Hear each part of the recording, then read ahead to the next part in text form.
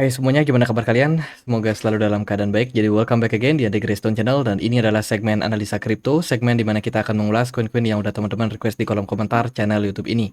Thank you banget udah banyak requestannya masuk. Banyak yang minta dibahas untuk XRP ya. Bagus nggak untuk long term? Apakah worth it?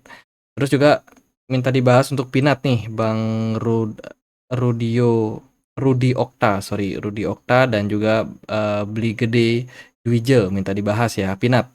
Kita akan bahas hari ini yaitu Ripple, XRP, sama Peanut the Squirrel, teman-teman. Sebelumnya aku mau informasikan ada event prediksi dari Gate.io. Jadi setiap harinya akan ada 3 koin yang bisa teman-teman pilih untuk prediksi koin mana yang bakalan naik, teman-teman, atau yang menjadi top gainer gitu. Jadi pilih antara XRP, Litecoin, Solana, Sui, Peanut, Doge, PP, Banana, Uro, dan juga Riff. Nah, bagi teman-teman yang benar menebak, itu ada price pool senilai 10.000 US dollar yang akan dibagikan setiap harinya. Ya, jadi event ini akan berakhir di tanggal 27 November 2024. Caranya gampang, teman-teman tinggal pilih aja, misalkan XRP atau Peanut, Doge. Ini aku kasih contoh ya. Setelah itu teman-teman tinggal submit. Gampang, tentang saya bukan robot, dan nanti datanya akan langsung diverifikasi. Itu kalau benar kita akan dapat peluang price pool sampai 10.000 US dollar gitu. Jadi prediksinya setiap hari ya, teman-teman. Teman-teman bisa ikutin, wajib punya exchange Gate.io. Link pendaftarannya ada di kolom deskripsi video ini. Yang mau memberikan prediksi, yang udah punya Gate.io bisa cek di description box. Oke, kita akan mulai pembahasannya dari XRP terlebih dahulu. Hari ini XRP melesat naik 31%, berada di harga Rp23.200. Lonjakan ini disebabkan karena beberapa sentimen positif dari XRP. Kita akan bahas dulu dari supply tokennya ya. XRP punya maksimum supply sampai 100 miliar ya, 100 miliar XRP token. Sementara yang beredar saat ini sudah sebanyak 56,9 miliar. Ini berarti XRP sudah beredar sekitar 56,93%. Lumayan banyak, dan menurut saya harga XRP kedepannya masih akan punya challenging dari jumlah token yang semakin lama semakin banyak dirilis ke pasar. Nah, kita lihat dulu dari beberapa sentimen yang positif. XRP kemarin kena kasus di tahun 2020 ya, di akhir 2020. Kalau nggak salah itu di bulan Desember. Ini adalah chart dari XRP, teman-teman. Jadi bisa dibilang pergerakan XRP itu pernah kena crash di sini. Ya, ketika dia kena kasus dengan SEC di 11 Desember, mulai muncul beritanya bahwa XRP itu dianggap sebagai sekuritas dan Ripple melakukan pelanggaran karena melakukan perdagangan sekuritas. Waktu itu XRP yang tenang-tenang berada di kisaran level 0,73 dolar, tiba-tiba drop sampai 0,1 dolar, teman-teman. Nggak sampai beberapa hari harganya sudah berhasil recover lagi. Waktu itu seolah-olah news dari XRP tenggelam karena kondisi dari market begitu bullish, dan juga Bitcoin mencapai all time high-nya di kisaran 2021 bulan April. Ya, waktu itu Bitcoin bener jaya-jayanya, nggak ada yang bisa mengalahkan Bitcoin di 2021 tersebut, teman-teman. Di sini ya, April 2021 Bitcoin mencapai all time high-nya di kisaran 63.000. Waktu itu XRP kebetulan sempat mengalami kenaikan meskipun dia memang tersandung kasus dengan SEC. XRP waktu itu mentok cuma sampai di kisaran level 1,8 berapa nih? 1,9 dolar something. Setelah itu harga XRP drop. Bahkan ketika Bitcoin kembali mencapai all time high-nya di 68 ribuan ya kalau nggak salah, itu di bulan November. Nah, ini kan Bitcoin sempat crash juga nih setelah bulan April 2021 turun, terus dia mencapai all time high baru di November 2021. Bitcoin harganya di 68.000. Nah, XRP kenaikannya nggak setinggi itu, teman-teman. Jadi XRP cuma naik dikit waktu itu, cuma sampai mentok-mentok di kisaran 1,2 dolar. Setelah itu harga XRP turun, dan juga dia kena kasus bertubi-tubi sampai akhirnya diumumkan di bulan apa nih beritanya? Di bulan September ya, 15 September 2024 diumumkan bahwa Ripple resmi menutup kasusnya dengan SEC dengan kemenangan Ripple. Setelah itu apakah harga XRP naik? Belum, teman-teman. Sampai akhirnya hari ini Gary Gensler mengumumkan dia mundur dari dari SEC sebagai ketua SEC. Gary Gensler yang memang banyak kali ya kena masalah teman-teman dari pencinta kripto karena banyak yang menggugatnya dan akhirnya memutuskan untuk kasih surat pengunduran dirinya dan dia akan berhenti itu di Januari tanggal 20 2025. Ini adalah berita bagus. Kata Brad Garlinghouse, "This is Thanksgiving. I'm thankful for." Jadi bisa dibilang ini berita yang sangat menggembirakan untuk altcoin, khususnya XRP yang merayakannya dengan kenaikan sampai 31% dalam satu hari ini. Good point untuk XRP. Secara fundamental sebenarnya XRP sangat banyak kerjasamanya, terutama dengan banyak penyedia layanan transaksi keuangan. Salah satunya mereka ada kerjasama dengan MC Social Venture, salah satu venture capital yang berpartner dengan Ripple untuk invest di beberapa startup dan juga wirausaha di emerging market, entrepreneur di emerging market dan ini menjadi salah satu potensi yang bagus sebagai solusi pembayaran yang dibangun oleh Ripple. Selain itu, Ripple juga ada kerjasama dengan perbankan besar seperti BBVA. Nah ini yang suka nonton La Liga dulu pasti tahu nama BBVA ini ya, yaitu merupakan salah satu perusahaan instansi keuangan yang sangat besar di Eropa sana. Itu dia ada kerjasama untuk menyediakan aset trading platform yang didukung langsung berkolaborasi dengan Ripple. Ini juga menjadi salah satu good point untuk Ripple yang banyak sekali kerjasama dengan perusahaan-perusahaan besar, khususnya industri keuangan seperti perbankan, asuransi, dan lain sebagainya. Ripple juga mendukung yang namanya crypto payment yang didukung oleh stablecoin. Saat ini mereka sedang fokus untuk membangun stablecoin yaitu RLUSD. Stablecoin dari Ripple yang membackup atau yang di-backup dengan US dollar. Dan ini merupakan salah satu solusi pembayaran cross-border payment solution untuk negara di Amerika Serikat. Selain itu, mereka juga sekarang sedang membangun Euro CV yang memang didukung oleh Ripple Ledger ya, dalam hal pengembangan stablecoin berbasiskan euro di Uni Eropa. Banyak banget project dari Ripple dan ini merupakan salah satu poin-poin bagus kenapa pergerakan Ripple bisa mengalami pumping yang lumayan tinggi karena memang adopsinya sudah seluas itu di mancanegara.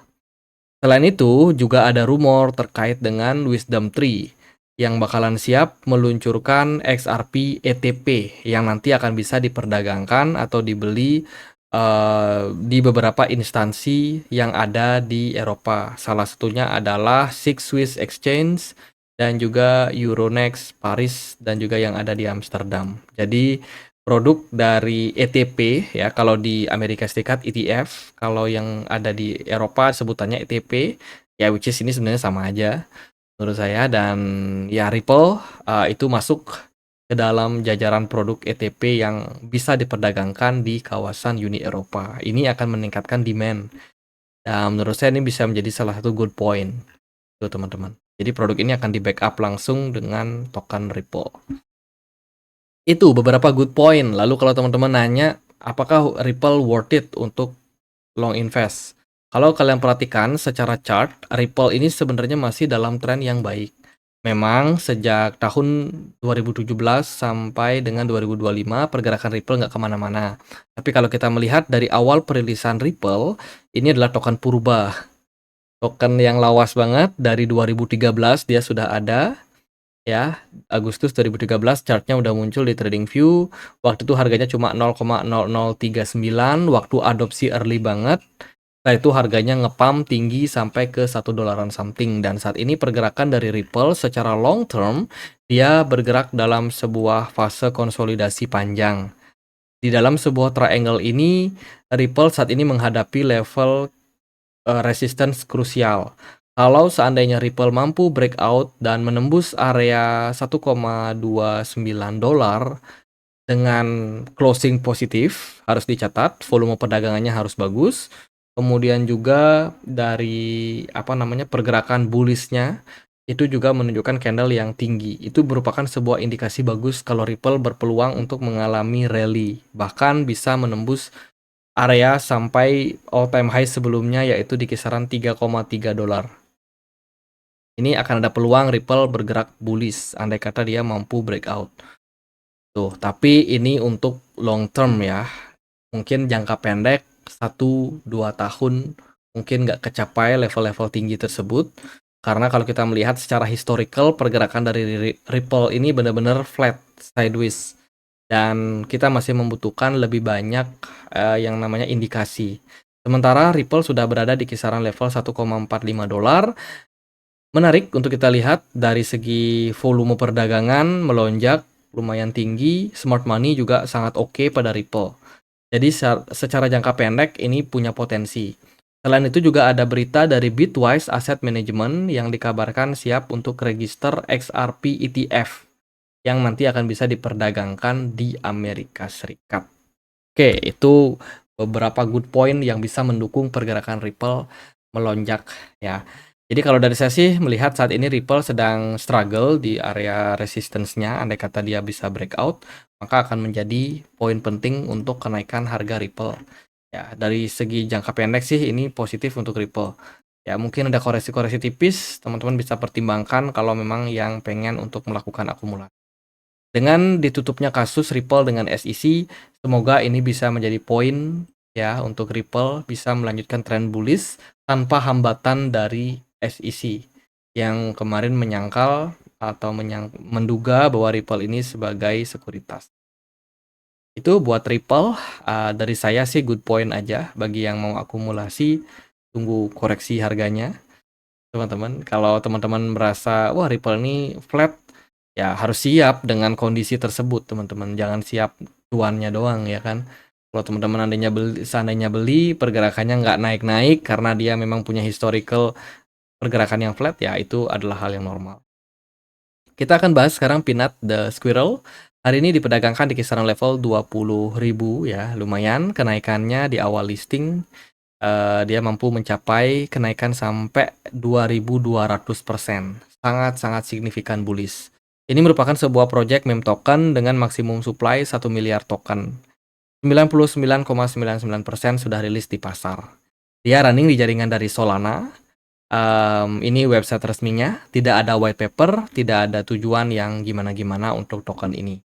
Kalau kita perhatikan dari beberapa postingan di laman Twitternya lumayan bagus ya, engagementnya dia sometimes kena pom-pom oleh Elon Musk yang kemarin ada bikin stiker tupai di tanggal 18 November dan waktu itu pergerakan dari si Peanut itu mengalami lonjakan yang bagus. Dia juga sangat aktif update untuk apa yang terjadi ya, apa yang diperbincangkan oleh masyarakat. Seperti kemarin ada pertarungan nih tinju teman-teman. Ada YouTuber ya yang nantangin si Mike Tyson. Nah itu dia bertarung dan si YouTuber menang. Dan sekarang katanya si YouTuber ini berencana untuk menantang Conor McGregor ya. Dan itu menjadi salah satu hal yang bakalan sangat menarik. Tapi poinnya adalah Peanut ini pintar mencari momentum, di mana dia bisa mendapatkan endorse gratis dari Elon Musk ataupun tokoh-tokoh besar lainnya. Kalau kita perhatikan dari Solana Scan, kita bisa melihat seperti apa aktivitas dan juga bagaimana holder ini banyak menyimpan token dari Peanut. Ya, mayoritas dia diperdagangkan di Binance. Ada OKX dan sisanya baru di beberapa exchange lain seperti Bitget, Get.io, dan juga Redium. Kalau kita perhatikan memang transaksinya cukup tinggi ya teman-teman. Dilihat dari DEX screener, secara jangka pendek si Peanut ini seperti mendapatkan pump and dump dari Wheels. Ya ini Wheels baru aja beli, kemudian Wheels jual lagi dalam waktu hanya berselang 2 menit saja. Kalau kita lihat dari top holdernya, dia masih banyak dipegang oleh para Wheels. Kita lihat di sini ada beberapa atau sejumlah whales yang masih pegang, lebih dari separuh ya, lebih dari separuh kepemilikan sebelumnya. Itu jadi kalau kita melihat dari sini sebenarnya si Pinat ini masih punya, opportunity untuk mengalami lonjakan ke depan. Selain itu, aku juga dapat informasi terkait dengan tokenomic dari token ini. Jadi dari 1 miliar token dari Pinat, 50% itu dialokasikan untuk komunitas seperti airdrop dan juga pemasaran. 20% untuk kemitraan dan juga pengembangan tim. Ada vesting sampai 24 bulan ya. Vesting, oke. Tapi tokennya udah unlock sampai 99%. Apakah benar vesting? Terus juga ada 15% untuk investor awal pada masa vesting sampai 18 bulan dan unlock tiap 6 bulan. Menarik. Terus juga ada 10% pengembangan ekosistem dan kemitraan di Yayasan Pinat. Itu, jadi mayoritas dari tokenomiknya, token ini itu disebar luaskan ke pasar, ya, ke masyarakat dengan berbagai cara seperti airdrop dan lain sebagainya. Itu sih dari Pinat, kalau opini saya ya ini token masih, perlu untuk kita lihat seperti apa ke depannya pergerakannya. Karena, dari project yang dijalankan atau yang dikendalikan oleh komunitas itu murni bakalan sangat-sangat, tergantung dengan engagement dari pasar. Tapi untuk saat ini menurut saya sangat menarik sih. Ya engagement daripada Pinat lumayan bagus di Twitter. Bahkan, dia awal listing aja itu udah bisa mencapai level 100 besar di CMC. Jadi kebayang hype token ini lumayan bagus, teman-teman. Itu ya, unlock token nggak ada karena dia udah 99% banjir di pasar. Kalau secara teknikal, aku sendiri nggak berani banyak komen sebab pergerakannya setelah mencapai all time high di kisaran $2,5, saat ini sedang mengalami koreksi. Hari ini harganya di kisaran $1,2 dan belum menemukan area level support. Itu. Jadi kalau teman-teman pengen masuk, untuk harga saat ini aku sendiri nggak berani banyak komen. Kenapa? Karena dia belum ketahuan area support dan resistance yang kuat. Paling kita bisa mempertimbangkan area psikologi kayak $1, terus kalau turun ya 0,9, 0,8, 0,7. Level-level tersebut adalah level psikologi yang belum tentu menjadi titik balik dari Pinat. Itu. Kalau kita melihat dari cyclical-nya ya, sementara ini Dogecoin masih rally. Terus juga beberapa meme token lain aku juga perhatikan juga masih bagus sih hype-nya. Cuman untuk Pinat ini kayaknya memang karena dia sudah nge-pump tinggi, jadi wajar untuk koreksi terlebih dahulu secara jangka pendek. Ya, karena perlu isi bensin lah ibaratnya, dan juga banyak yang pengen taking profit juga di harga yang tinggi. Bisa diperhatikan aja di DEX screener, ini wheels-nya masih pegang. Paling ya koreksi-koreksi dulu, mungkin agak dalam, who knows. Tapi yang pasti, saya masih yakin sih untuk pergerakan kedepannya masih akan punya potensi untuk rally. Nih si Wheels, si buyer ya udah mulai beli lagi. Jadi harganya terus dimainkan, teman-teman. Jadi paling gitu aja, opini saya untuk Pinat dan juga XRP. Semoga bisa bermanfaat buat kalian. Kalau ada pertanyaan lain, ada koin lain buat dibahas, feel free aja untuk tulis di kolom komentar channel YouTube ini. Kita juga ada komunitas diskusi di Telegram. Bagi yang mau join, linknya ada di kolom deskripsi ya. Akhir kata saya Andre, makasih.